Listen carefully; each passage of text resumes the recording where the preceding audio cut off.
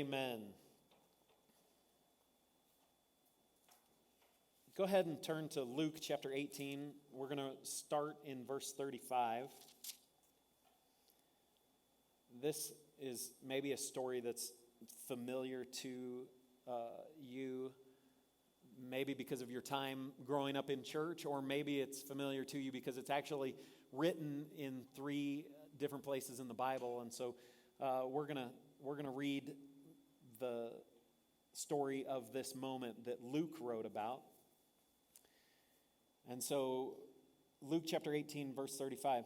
As he drew near Jericho, as Jesus drew near Jericho, a blind man was sitting by the road begging. Hearing a crowd passing by, he inquired what this meant. Jesus, the Nazarene, or Jesus of Nazareth, is passing by, they told him. So he called out, Jesus, son of David, have mercy on me.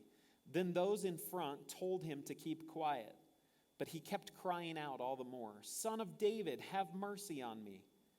Jesus stopped and commanded that he be brought to him. When he drew near, he asked him, what do you want me to do for you? Seems a silly question to be addressing a blind man as the maker of miracles. But Lord, the blind man said, I want to see.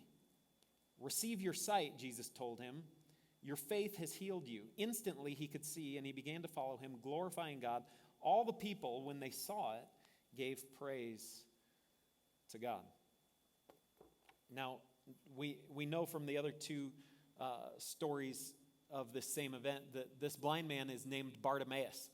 Probably the only reason why we know his name is that when it talks in this scripture that he could see, he began to follow, and he glorified God, that it wasn't a temporary following, that he continued then to follow, so that Mark, as he wrote this story, could actually say then, hey, this guy who got healed, you know him, that's Bartimaeus. Bartimaeus actually couldn't see, and somebody who's reading that for the first time could then follow up, find Bartimaeus in the group of the disciples and the early first church and go, tell me that story. I just read about it. Now, I didn't know that you were blind. So this man named Bartimaeus couldn't see, and he's a resident of Jericho, at least at that time he was. And Jesus is passing through, and Jesus is towards the end of his ministry. He's heading to Jerusalem for the last time, and he knows that as he gets to Jerusalem, he's going to be dragged before the authorities and eventually crucified. But Jesus is walking either into or out of a famous city. And we know from maybe Sunday school class what happened at Jericho, right? The walls came tumbling down. Some of you guys know this, right? And who led the army that walked their way around Jericho?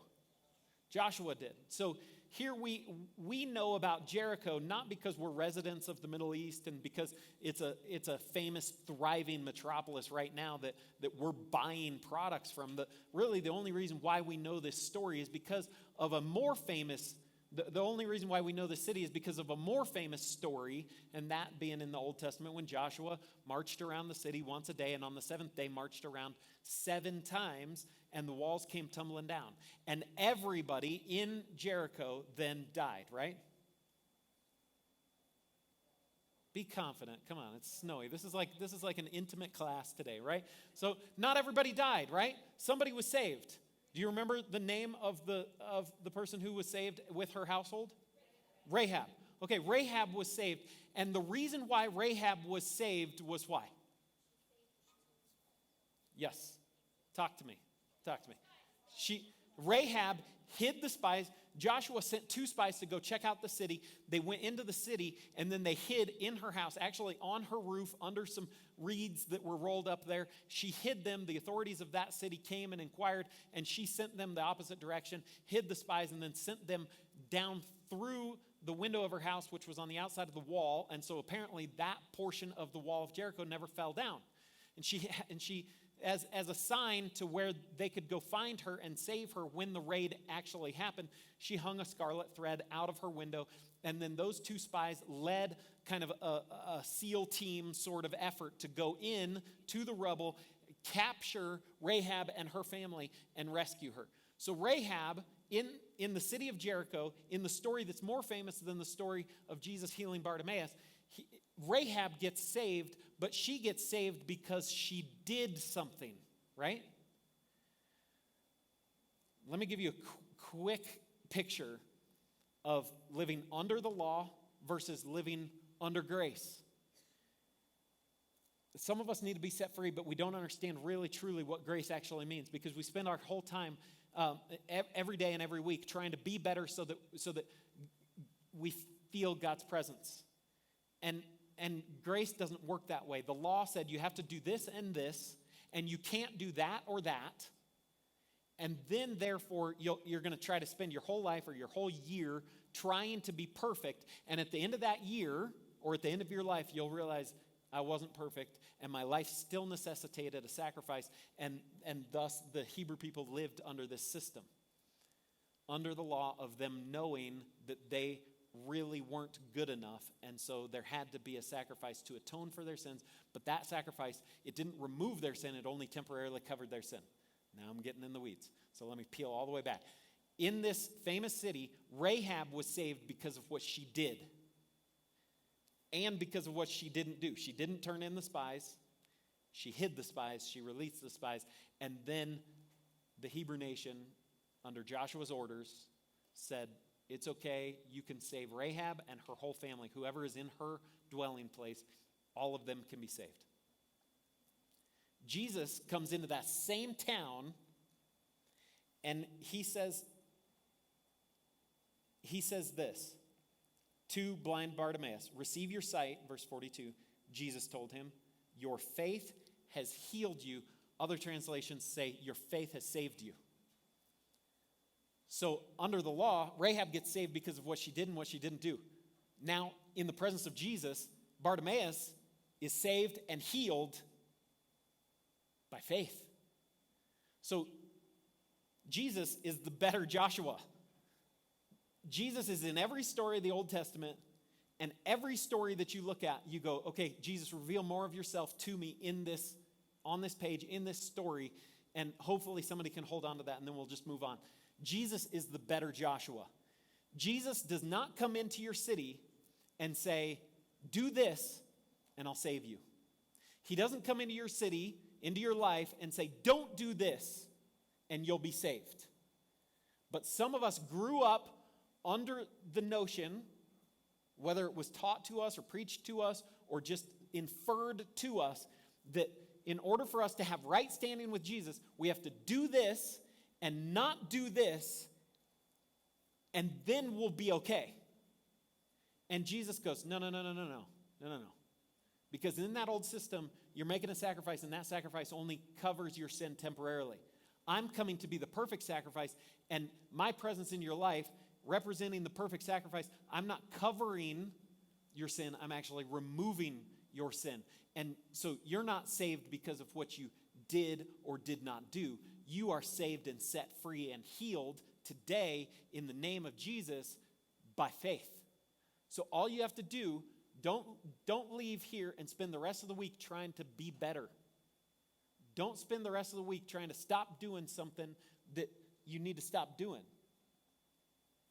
Should you improve in the category of morality in your life? Yes, absolutely.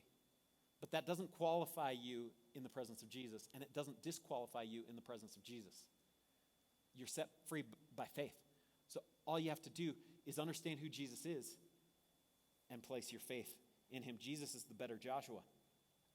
So what's interesting in this story, Luke 18, there's a crowd coming by, either going into or out of Jericho, and the blind man, Bartimaeus, he hears a commotion. He's positioned himself in a place, or his friends have set him up in a place where he can make a living and probably just survive by begging. And so he's begging, but it would be like a normal town that there would be kind of a constant stream of people going into and out of, but this one he recognizes, hey, this is a larger crowd than normal. And so he inquires, gets somebody to actually help him out and tell him, hey, what's going on? And they said, well, Jesus the Nazarene, or Jesus of Nazareth is passing by. They told him. So does he yell out, Jesus of Nazareth? Jesus of Nazareth. No, what does he yell out? Jesus, Son of David. Jesus, Son of David. Now, we know that this is a strand or a name or a reference that the Hebrew people understand as there will one day be a ruling king and a Messiah to come and set all things right. And we know that he'll be a son of David. He'll be able to sit on the throne of Israel in Jerusalem and be the rightful reigning king. And they call him the Son of David because God made a covenant with David in 1 Samuel maybe 15. Nathan, the prophet Nathan, speaks to David. David wants to build the temple, and Nathan comes back to him the next day and says, it's not for you to build a temple, but here's the promise that God spoke. That one of your descendants will reign on your throne, but his will be an eternal reign. And so the Hebrew people are looking for that in the physical and political realm. Jesus comes in and says, I'll do one better. I'll come in and reign spiritually. And so he's calling out, and blind Bartimaeus is saying, not Jesus of Nazareth. He's saying, Jesus, Son of David. And so he's calling out to a man that everybody else is following. They're following him for multiple reasons, just like all of us are here today. He makes us feel good. We feel better about ourselves. It puts us into a category. Maybe we have better friends, or our family fits in better. Or for whatever reason, these people are following him.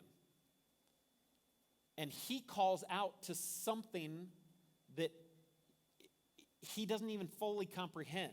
He says, Jesus, Son of David. And so we have to be aware of how we reference Jesus. Are we referencing Jesus in our life as a provider or as a teacher or a moral example? Or are we referencing him and calling out to him as to what we've allowed him to be, which is the King and Lord of our life? And it makes a difference. It makes a huge difference. Because here's his name in the reference of essentially, King Jesus, look over here. Hey, King Jesus, come help me. Hey, King Jesus. The guy is unabashedly trying to get the attention of Jesus, and he does it by referencing him as king. Now, I want to highlight how Jesus responds in that moment, which is different than how he responds in other stories when he's referenced in other ways. So let's look at this. He's being referred to as Son of David. Have mercy on me. Verse 40, Jesus stopped and commanded that he be brought to him. When he drew near, he asked him, what do you want me to do for him? Okay, I want you to paint a picture of what normally happens when somebody comes into the presence of the king. Is the king asking his assistant and attendants, okay, what else is on my schedule? And they're like, well, you got this guy Bartimaeus, and it's like, okay, I better get to where Bartimaeus is. I don't want to be late. And so the king doesn't run to his next appointment, right? The king, if you would, is sitting elevated on a throne, and by order of his kingdom, the next person who has been given the privilege to come into his presence with a request is brought to him, but only brought to him when the king allows it. Think about Esther. Esther was the queen, and when she approached King Xerxes, then she feared for her life. So the queen in that moment is still even realizing, if I come into the king's presence without being commanded to come, I'm in danger. And so here's what Jesus does. Takes a normal situation, but as the Bible is written, we have to look at it and go, okay, what is being communicated to us here? And it says he stopped, and then he didn't call him. He commanded those closest to him, those disciples, he commanded, I want him brought here. At that point, Bartimaeus doesn't have any option. Bartimaeus is coming, right? Jesus commands him. He's brought to him, and then when he drew near, just like it would be in a throne room, the king addresses the person who has come forward. Jesus says, what do you want me to do for you? So in that moment, Jesus is responding as a king. He's been called out as a king, and now he's responding in a kingly nature. Commands him to come. He's brought forward to him, and then he says, what do you want me to do for you? And Bartimaeus says, Lord, as if it's not obvious, Lord, I want to see. Out of the benevolence of that kingship, Jesus responds, receive your sight, Jesus told him. And then he throws that in, I think just because he's at Jericho. He says, your faith has healed you. You weren't saved in the same way that Rahab was saved. So all of us living under the grace of Jesus need to stop trying to be saved in the same way that those in the Old Testament were saved. Your faith has healed you. So now that I've established that, let me contrast that and compare it with other stories that you may be familiar with. So same chapter, Luke 18, starting verse 18. The subtitle in my Bible says, a rich young ruler. Verse 18 of chapter 18 in Luke. A ruler asked him, good teacher, what must I do to inherit eternal life? Why do you call me good? Jesus asked him. No one is good but one, God. You know the commandments. He starts listing off commandments. Do not commit adultery. Do not murder. Do not steal. Do not bear false witness. Honor your father and mother. I have kept all these from my youth, the man said. When Jesus heard this, he told him, you still lack one thing. Sell all that you have and distribute it to the poor, and you will have treasure in heaven. Then come follow me. After he heard this, he became extremely sad because he was very rich. So this rich young ruler addresses Jesus as son of David? No. He addresses Jesus as good teacher. We have to understand this. This is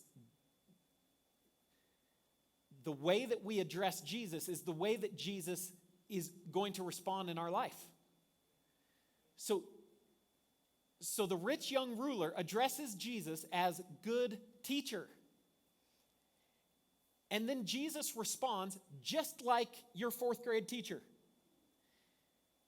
He reminds you of instructions that you're already aware of. Think about how class started. It's a quick review. Hey guys, remember these instructions? Maybe it's already written up on, for me, it was called a chalkboard. And it was this interesting thing that like powdery substance kind of created words. And so it was maybe left there. And the teacher would say, now remember what we learned yesterday or last week or whatever it was. And now let me inform you of the next step in the process, and continues to instruct you or continues to teach you. Rich young ruler addresses Jesus as good teacher. Jesus responds with instructions that he already knew and moves him to the next step in the instruction. Sad to say, the rich young ruler, he didn't pass that test. Now, we hope that at some point in his life, he realized that. And then went after Jesus and was like, wait up. I decided to sell everything and come. But it might have been because he was only interested in, what do you have that you can teach me to improve my life? And Jesus gave him a glimpse into it. He's like, here's the instruction. You should have already known this. Here's further instruction. And then here's what's going to have to happen. You're going to have to set your whole life aside and come after me, because even though you called me a good teacher and I'm responding as a teacher, as an instructor, what I'm going to reveal a little bit to you, and you're not quite ready for it yet, is that I'm actually the son of David, and if I'm the king, you can't be the king. Right? Does that make sense? Two different ways to approach Jesus. Let me give you a third. I'll turn to it real quick if I can. Matthew chapter 8, verse 5. See how this is like a Bible study today and maybe not so much a sermon. Actually paging through. Okay, Matthew chapter 8, starting in verse 5. Went to the wrong page.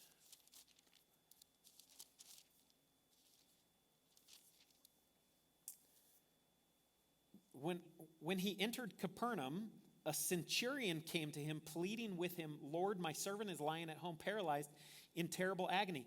I will come and heal him," he told him. "Lord," the centurion replied, "I am not worthy to have you come under my roof, but only say the word, and my servant will be cured. For I too am a man under authority, having soldiers under my command. I say to this one, 'Go,' and he goes, and to another, 'Come,' and he comes, and to my slave, 'Do this,' and he does it." Hearing this, Jesus was amazed and said to those following him, "I assure you, I have not found anyone in Israel with so great a faith. I tell you that many will come from east and west and recline at the table with Abraham, Isaac, and Jacob in the kingdom of heaven, but the sons of the kingdom will be thrown into the outer darkness. In that place there will be weeping and gnashing of teeth." Then Jesus told the centurion, "Go, as you have believed, let it be done for you." And his servant was cured at that very moment.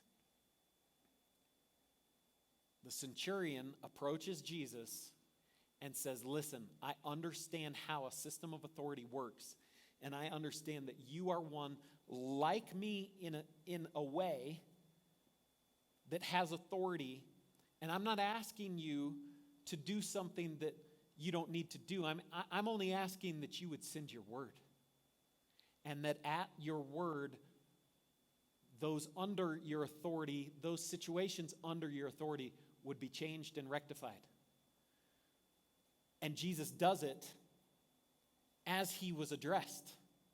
So Bartimaeus addresses him as king, and then the rich young ruler addresses him as teacher, and then the centurion addresses him as if he was approaching a commanding officer.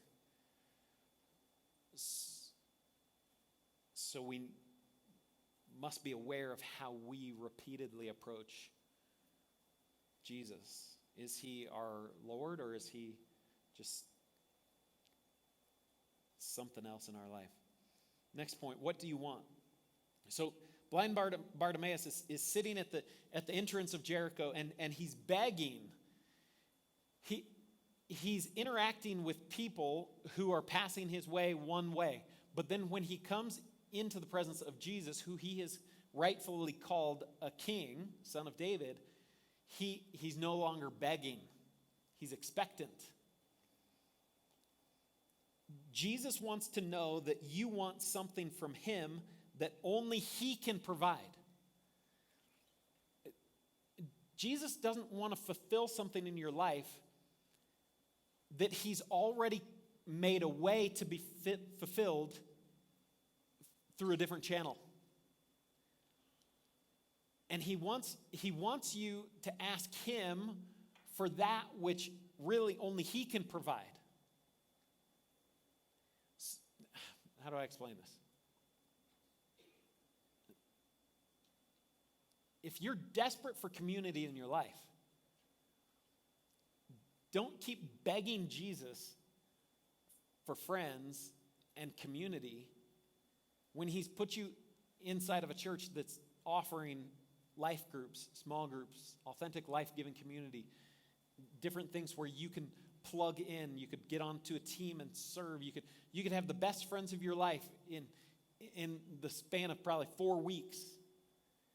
But some of us, and I'm not trying to hammer that point, because I know that loneliness, especially in this season,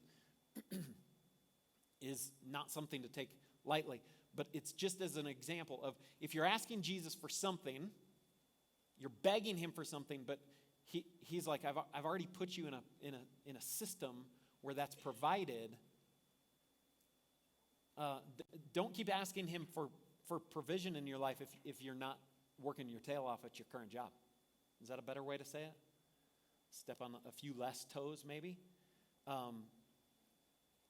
So he wants you to come into his presence and ask you.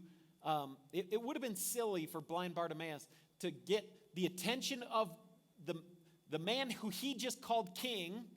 The whole crowd stops, and then if Bartimaeus were to say, when Jesus says, "What do you want me to do for you?"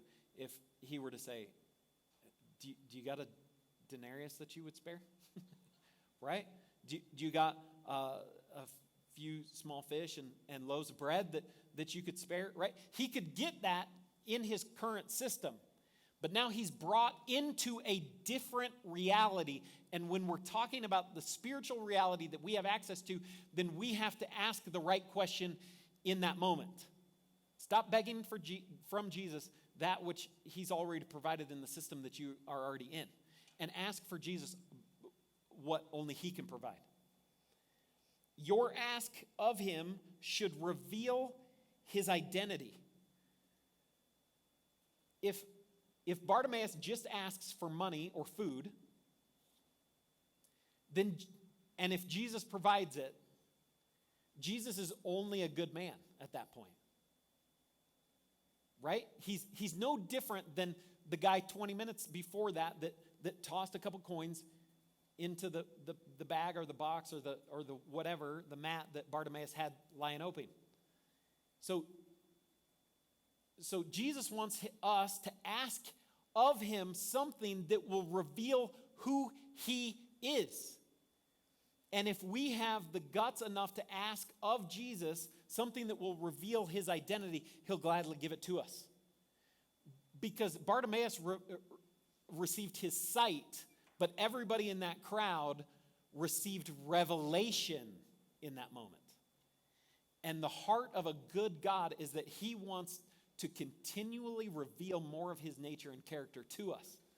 Are you following me in this? But some of us, our ask is so small. Put that on a t-shirt, right? Come on now. Our ask is so small that our life does not reveal a greater nature of Jesus than what all of us already know.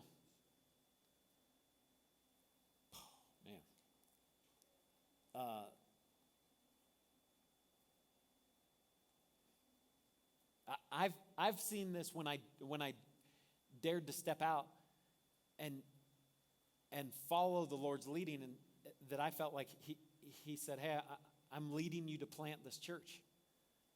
Oh man! All of a sudden, the nature of my ask was different, but what I got to see of the Lord in this process, last week was 2 years. Last week? 2 weeks ago. Man, it goes fast. Right? I'm only 29, so. But when you start stepping out in faith and asking of God what only he can provide, then he reveals more of his nature and character to you. And I've told those stories enough, I don't have to go into them today, of how he revealed himself as a provider, of how he revealed himself as a miracle worker, as he revealed himself as one who is merciful and faithful and kind and generous and good. But there's something hidden deep inside of you. If you were to actually get up here and we went through some sort of process of like, hey, now I want you in front of everybody to swing wide those ancient gates of Psalm 24 and reveal to us through a microphone what's actually hidden in your heart that might be this little bit of a thing that we might call, hey, it's a dream that God has for us, or it's a dream that we feel called to. And what I want the Colorado Church to be about is to be a place where we equip you for the dream God has for your life. And when we start pushing you and pulling you into that dream that God has for your life, you're going to start asking those questions of Jesus that will reveal his nature and character. And pay attention when Jesus says to you, what do you want me to do for you? Think about that. Of all the things that could be written about Jesus, one of the things that was written about Jesus for us to hold on to was that he was a man in front of a crowd that looked at an individual and he said, what is it that you want me to do for you? What is it that you would like Jesus to do for you? And then transformation. The verse 43, instantly Bartimaeus could see, and he began to follow him, glorifying God. All the people, when they saw it, gave praise to God. And so when transformation happens, your eyes see, your feet follow, and your mouth praises. If those are not evident in your life, then maybe we need to sit down and really start diving into a discipleship process and studying the Word together and encouraging each other to say, what is it? Because maybe some of us, it's like, man, God spoke to our heart, and maybe it was at a service or a crusade or in your home or whatever, and you know that God spoke to your heart, and now you could see. But the thing that you have a hard time with is following him. But if your eyes see and your feet follow, then what will come easily for you, even in a distracted environment, is that your mouth will praise. You want to change what comes out of your mouth? Then press into the miracle God has for you and say, God, just help me to be able to see in a way that I've never been able to see. And once I see, give me courage to follow. Let me no longer be a resident of Jericho, a city that, if you look into that Bible history, Joshua put a curse on that city. And he said this, at the cost of the firstborn will someone establish and rebuild this city. And at the cost of his youngest will he finish the rebuilding process. Joshua cursed anybody that would try to rebuild Jericho. And you know what? And we would have to spend a whole nother Sunday school class in that, is that in history, obviously, Jericho then exists. And a man rebuilt that city. And you know what it cost him? His firstborn and his lastborn son. Let us be like Bartimaeus, who when we receive our sight, have the courage to no longer be residents of a city that shouldn't even be in existence. Let's leave behind that place where we used to be comfortable begging. Eyes see, feet follow, mouth praises. Okay, last point, and then I'm going to call up the band and the elders to lead us in communion. Matthew 16, starting verse 13. When Jesus came to the region of Caesarea Philippi, he asked his disciples, "Who do people say that the Son of Man is?" And they said, "Some say John the Baptist, others Elijah, still others Jeremiah or one of the prophets." He cut them off. "But you," Jesus asked them, "who do you say that I am?" Simon Peter answered, "You are the Messiah, the Son of the living God." Who do you say that I am? Jesus stops their train of thought. He says, hold on. But you. So take this now out of the context of Colorado Church, out of the context of the group of friends that you're sitting next to, and let this now start to resonate in your heart. Let it beat in your heart. And let Jesus say, but you, who do you say that I am? Who have you been referring to me as? Have you been approaching me as a good teacher and you're looking for instruction? Have you been approaching me as a provider and you're looking for provision? Are you addressing me as whatever it is, fill in your blank, that we go to him in a moment of need and we approach him in the category of what we need from him? But really, it's only when we approach him in his rightful position, that's when he asks us that question. What do you want from me? Who do you say